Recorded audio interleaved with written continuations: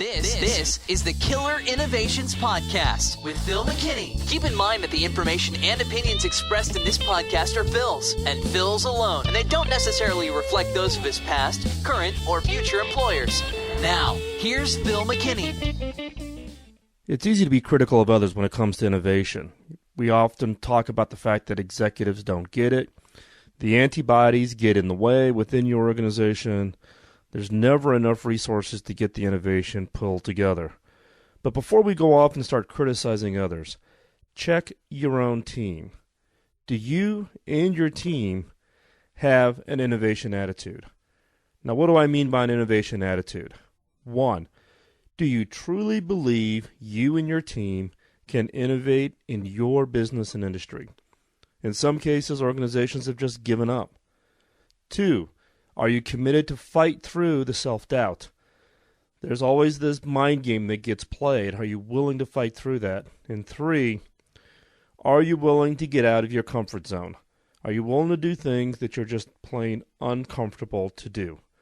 So let me go into these a little bit more detail. So what does I mean by innovate within your company or industry?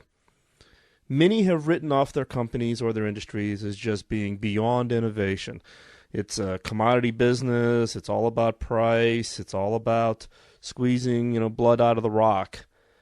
I don't believe that. I believe that any business, any industry, anywhere in the world is available for innovation. There's an innovation opportunity everywhere. I mean, look, when I came to HP and part of the PC business, that was, 7 years ago, everybody had written the PC business completely off. PCs were a commodity, it was purely a price game, and there was no room for innovation. And in the process, HP went from being, number 3 or number 4 in the marketplace, losing billions of dollars a year for HP, to now being the number 1 PC manufacturer and making a strong profit relative to all of its competitors. So a complete reversal because there's an innovation attitude. Just because others have written it off doesn't mean you write it off. It may mean you have to work harder to find it, but every industry, every company has an opportunity for innovation. Now, the other piece of this is the belief about the role within the organization.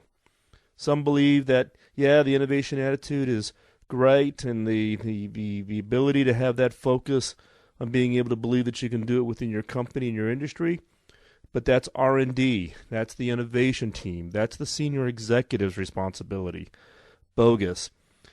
An innovation attitude when it comes to believing that your company and industry is open to innovation is the fact that everybody in your organization needs to participate, can contribute, and should contribute. One example is there's a course I taught inside of HP, and now I teach it outside of HP, called the Innovation Bootcamp. It's a very intense course to teach people the fundamental skills, basically to convince non-believers that they can be creative, that they can be innovative, that they can go out and change their organization or change their career. In one of these innovation boot camps, an executive assistant participated. Now, you would think of as executive assistants being responsible for coordinating calendars and booking travel and conference rooms and those kinds of things. In this case, an executive assistant took the innovation boot camp course and went off and truly believed that she could have an impact. What did she focus in on? Expense reports. She looked at all of the expense report process and realized how frustrating it was for employees. This particular person figured out a way to shave off about 10 minutes off of an expense report. So think about it. Large organizations, even small organizations, if you could save 10 minutes on how you do your expense reporting, what would the impact be to your organization given how many expense reports you do every month and your employees do every month? So here was an executive assistant who took the innovation challenge to heart, truly believed that there was an opportunity for innovation, looked at something as mundane as expense reports, and had a huge impact on the organization. Now, the one way to get around this within your team and with your organization is set the expectation. Don't accept that there's no opportunity for innovation. Set the expectation that anyone can contribute, and they are expected to contribute, and that the organization as a whole has an expectation of innovations in that company, in that organization. If you set that expectation and don't tolerate people backing off from that, good things will happen. Now, secondarily, I want to talk a little about self-doubt. We all face self-doubt. If you're going to have an innovation attitude, if you're creative, if you're coming up with ideas, you are going to fall into this trap of self-doubt. You come up with an idea, you go to bed, you wake up in the morning, you go, well, it really wasn't as good of an idea as I thought. Somebody obviously has already done this. Why am I even bothering? That's self-doubt. You have to be positive. Innovation is about being positive. You're doing these innovations to have impact on people, to have impact on your organization. Come up with something great that people really will love. So innovation in its own right is a positive, activity. So you have to latch on to that. Self-doubt triggers pausing, or you're slowing down, or you're doubting whether or not the idea is really good, so you don't even get started. You give up on it, which means self-doubt leads to no innovation. And one of the underlying causes that I've dug through when I'm talking to people who are really suffering from questioning, their own ability or the quality of their ideas is fear of failure. We use self-doubt talk, things like, oh, somebody's obviously done this before, it's not new, I'm not that smart, what makes me think I could have come up with that idea before somebody else? It's fear of failure, right? Get over it. We all fail. I fail. Everybody fails. Everybody's had a failure in their career. They've stumbled. They've tried something that doesn't work. Everybody has failed. The winners are the ones who pick themselves up, dust themselves off, and go try another one. Try something else. Failure doesn't mean that you give up and walk away. Failure is a learning process. Now you know what doesn't work. Go off and try something different. That is the key piece. Now, the last is what I call the comfort zone. You have to get out of your comfort zone. We do things kind of the same way we've always done it for years and years and years, right? We've got ourselves into our career. We've got ourselves into our position. We've got ourselves promoted maybe into management. Now we just want to have the status quo stay in place. That is not the attitude when it comes to innovation. Innovation is about change. It's about disrupting. It's about, forcing the organization to have to relook at itself. You want to cause stress within the organization. Innovation is all about change, and change is uncomfortable. Now, what I find really funny is when I talk to people about change, right? Everybody mentally gets their head around change. Change is, we know it. The industry's changing. It's speeding up. We have to change. But what I find really interesting is that when I talk to people and I ask them really deep down questions about what is their attitude on change, their issue is that change is fine. But in their opinion, they're okay. The other person needs to change. The other department needs to change. If that other department changed, then we would be great. Everything would be fine. So change is fine as long as everybody else has to change and not you. That is one of the biggest challenges within organizations when it comes to, this whole concept of change management. I love that term, change management. What the heck does that mean? You can't, it's not about, managing kind of these incrementals. Innovation is about being disruptive. You're going to cause stress in the organization. And if you're not comfortable with stress, that's getting you out of your comfort zone. And there's lots of things involved in innovation that you need to get out of your comfort zone on, right? So one example is, one of the common questions I get is, what is my favorite killer question? The one that I just use all the time. And the killer question that I used for many, many years is what do my customers not like about the buying experience of my product? So what is it they don't like about the buying experience? Well, the only way to find that out, think about it. How do you find customers who looked at your product, but at that last instant when they made the buy decision, they chose a competitor? How do you do that? Well, the way I did it is you would find me most weekends standing in retail. In the U.S., I'd be standing in a Best Buy store.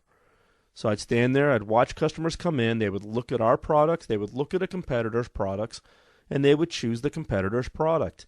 At that moment, I would walk up, I would introduce myself. Now, that tended to freak them out. I'd hand them my business card, and I would just ask them, why did they choose the competitor's product and not our product? What was it that caused them to have that decision as they were doing their evaluation to choose the competitors? Now, me doing this podcast and the fact of all the speeches I do and the writing the blog and having the book out and all those kinds of things, you may think I'm an extrovert. I'm actually not. I'm not all that comfortable engaging with people that I don't know. Well, think about the first time that I stood in a Best Buy store, walking up to a complete stranger, handing them my business card and asking them if they would give me a few minutes where I could ask them a few questions about their decision-making process. I'll tell you, the first 25 times that I did that, my knees were knocking. Right? It forced me to get out of my comfort zone. I'd be much more comfortable sitting in my cube, reading third-party market research studies and trying to derive what the wishes of the customers are. But with all my years of experience, I know engaging directly with the customers, putting my eyeballs on the problem, getting out of my comfort zone of hiding behind market research studies and instead getting out into the field and talking to strangers was the way for me to beat this fear I had, but also to get unbelievable, phenomenal insights on how customers think. Another example is we work on products and we have product ideas and we want to go validate them. So how do you go validate an idea? Well, one way people do this is they go talk to their friends and their families and they share the idea and they ask for their feedback. The problem is all those people know you, and guess what? They're all like you. And you may or may not be a good representative example of what your target customer is. So what I recommend is take your idea, whether it's just you just telling a story or you've got 3 points in your head or you just want to get some validation, and go down to your local Starbucks. Or better yet, if you're traveling, go to a Starbucks store in a city you don't know, in an area of town that is of a different demographic than you. Walk into the Starbucks, or walk into the Pete's Coffee, or walk into the 7-Eleven, pick up your coffee, pick up your drink, whatever it is, look around, find 2 or 3 people that are in the store randomly, walk up, introduce yourself, and pitch them your idea and see what they think. That's where you're going to get the true validation versus, you tell your friends and family, go pitch your idea to your mom. Your mom's not going to want to hurt your feelings. What you want is the unvarnished view. Now, the challenge is that's scary. You're going to go into a store, you're going to pick somebody up from random, and you're going to ask them for your ideas. I'll tell you how crazy it was in one case. I was in New York, went into a Starbucks. I was pitching an idea for a brand new device concept. Not only did I get people to answer my questions, but I actually convinced them to let me follow them home to their apartments in New York and take pictures of the books they read, the magazines they read, what kind of electronics they have in their home, the computer setup that they have. Now think about it. If someone stranger walked up to you in a Starbucks, would you invite them to your home? But you go in with this attitude of, hey, I've got this great pitch, I've got this great idea, what do you think? You engage in the conversation, you build a relationship, you get honest feedback, and in these extreme cases, I was very fortunate to be able to actually go into a more in-depth conversation with some of these people, build a relationship, and some of those people we actually used for some early beta testing for some products. But the point is that would be not something that would naturally not come to me. I am not that kind of an extrovert. But I have found that I needed to get out of my comfort zone to really make that happen. So, again, on that innovation attitude, you need to get out of your comfort zone. Because if you don't, you're going to look at the same problem the exact same way. You're going to get the exact same information that you got in the past, and you're going to come to the exact same conclusions that you and your competitors are coming up with. And what's the role of innovation? Come on, what's the role of innovation? Look at the problem differently. You need to look at it differently than everybody else and you need to go beyond the obvious answer that all of your competitors are looking at. That's where you win. So again, the innovation attitude. You truly need to believe that you and your team can innovate in your business and industry. 2, you're committed to fight through the self-doubt. Use positive talk. Keep yourself motivated. Find people who can be supportive of your work and innovation, the ideas that you're coming up with, because you will suffer from the self-doubt. Get over it, buck up, lace on your tennis shoes, and get out there. 3rd, you have to be willing to get out of your comfort zone.